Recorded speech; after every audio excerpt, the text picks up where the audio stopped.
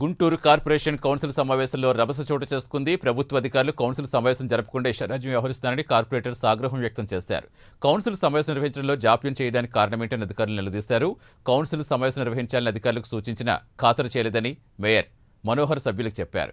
కౌన్సిల్లో వైసీపీకి మెజార్టీ ఉండడం వల్లే సకాలంలో సమావేశాలు జరపడం లేదని కార్పొరేటర్స్ అధికారుల పనితీరు తప్పుపట్టారు.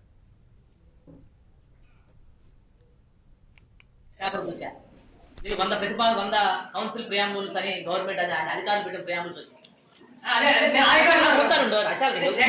నేను చెబుతానుండు వచ్చినాయి. నేను ఎమ్మెల్యే సెక్రటరీ గారికి ఫోన్ చేశాను. మరి ప్రియాంబుల్స్ వచ్చినాయి, కనీసం నా దృష్టికి తీసుకురాలేదు ఒక ప్రియాంబుల్ కూడా.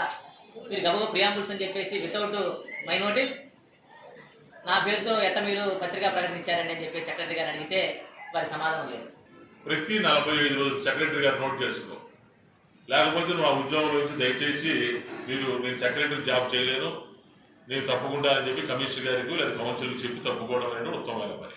ఆఫ్టర్ 1 మంత్ అంటే ఈరోజు 20వ తారీఖు, మళ్ళీ జనవరి 20వ తారీఖు నుంచి ఆటోమేటిక్గా మీరు అందరికీ నోటీస్ కూడా పంపిస్తున్నాం. మేము ఆల్రెడీ 20వ తారీఖు నోటీస్ వాళ్ళు పంపించేసి 3 డేస్లో వాళ్ళు 3 డేస్లో 4 డేస్లో వాళ్ళు ఏదైతే క్వశ్చన్స్ కానీ లేకపోతే ప్రతిపాదన ఏదైతే ఇస్తున్నారో ఆ ప్రతిపాదనలు ఆ 3-4 డేస్లో సెక్రటరీ గారికి ఇవ్వటం, దాంతో ఎజెండా తయారు చేయటం. అప్పుడు 10 రోజులు గ్యాప్ ఉంటుంది.